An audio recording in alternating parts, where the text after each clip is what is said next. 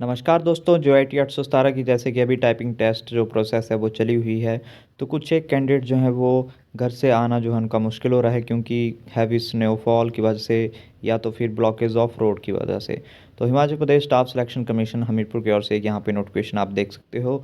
It has come to the notice of commission that some candidates are not able to appear for typing skill test for the post of JOA 817 on scheduled date and time due to heavy snowfall and blockage of roads.